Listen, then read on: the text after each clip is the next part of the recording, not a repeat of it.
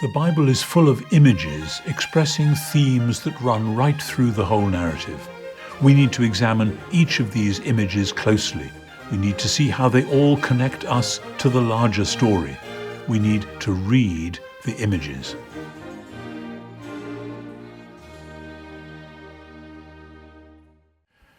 If we read the Pentateuch as a whole, the Pentateuch is the first 5 books of the Bible: Genesis, Exodus, Leviticus, Numbers, Deuteronomy. There is a particular transition between the second and the third books. At the end of Exodus, as we've seen in an earlier section, the tabernacle is constructed by the Israelites in the wilderness, and God himself comes to live in the midst of his people. Now, you make the transition then to the very next book, which is Leviticus. And Leviticus is a collection of laws to do with the tabernacle and how it's to be looked after and so on. And it functions as a kind of set of health and safety regulations. If you're going to have God living in the midst, you're going to have to know how to cope with that, because God is God. It's not just like some creature, some mythical being who might just hang out with you for a while and come and go. This is God, the living God, the creator, the God of Abraham, Isaac, and Jacob. And God in particular is holy. He is pure, and humans are full of corruption and sin and death. And in God's good creation, symbolized in the tabernacle, nothing to do with sin or death can be allowed on site. So therefore you need a mechanism by which constantly to purify the tabernacle itself and those who enter it and everything that goes on there, so that God's presence may dwell there.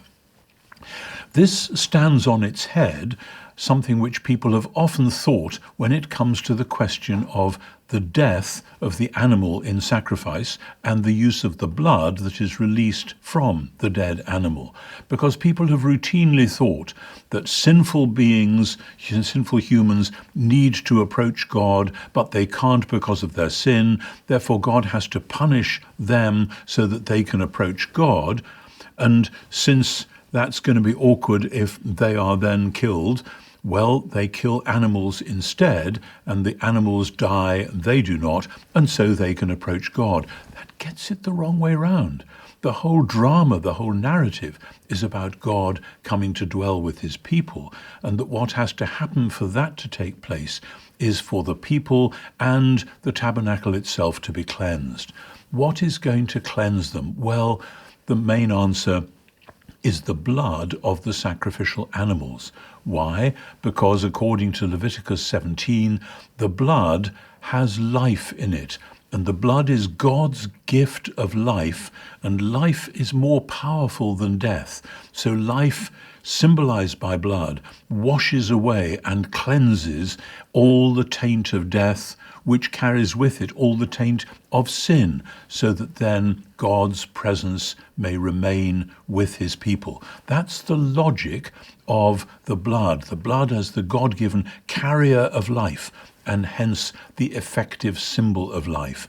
And the blood being the cleansing agent which enables humans and the tabernacle to be the place where God can and will come and dwell with his people. This then makes real what was spoken of in Exodus 24, when Moses sprinkles the people with blood and says, "This is the blood of the covenant that God is making with you." We'll talk a bit about covenants in a subsequent section. But the blood is a sign that God is cleansing these people so that they can be the people among whom God will come and live. God's own life is to become their life, and the blood is a symbol and sign of that. And it's referred to once or twice later on, both in the Old and the New Testaments, in Zechariah chapter 9, verse 11, and then in the letter to the Hebrews particularly. But the place which we naturally think of when we think of the gift of blood is the words of Jesus at the Last Supper, jumping straight forward into Matthew 26, when Jesus says, "This cup is the new covenant in my blood." and when we hear language about eating Jesus' flesh and drinking his blood. John chapter 6, verses 53 to 56, Jesus says, unless you eat the flesh of the Son of Man and drink his blood, you can have no life in you. Now, that is extraordinary because the eating or drinking of blood was expressly forbidden in the Old Testament, precisely because it is the God-given gift of life. We see this in Genesis chapter 9, verses 4 to 6, where Noah and his family are forbidden to have anything to do with consuming blood because it is God's gift of life. It is sacred. And so it is shocking then when in John 6 Jesus speaks like that, and when at the Last Supper he invites his followers to eat his flesh in the form of the bread and drink his blood in the form of the wine. The only passage I know which helps me to explain that is in 2 Samuel chapter 23, verse 17. What happens, the author of the book is summarizing some significant things which some of David's closest allies and associates did in the early days when he was still wandering around in the wilderness. That one time David said to his men, I wish someone would go and get me a drink of water from the well that's in Bethlehem. And 3 of his mighty men of valor, okay, we're up for this. They broke through the Philistine ranks. They went to Bethlehem. They got David a cup of water. They broke back through the Philistine ranks. They gave it to David. And David poured it out on the ground. He said, far be it from me to drink the blood of these men who went at the risk of their lives. In other words, David was refusing to profit from the life which potentially was laid down. They might easily have been caught and killed by the Philistines. And David expresses that in terms of drinking their blood if he was to drink that cup of water, even though he'd asked for it. I think that helps me understand what's going on when Jesus speaks about eating his flesh and particularly drinking his blood.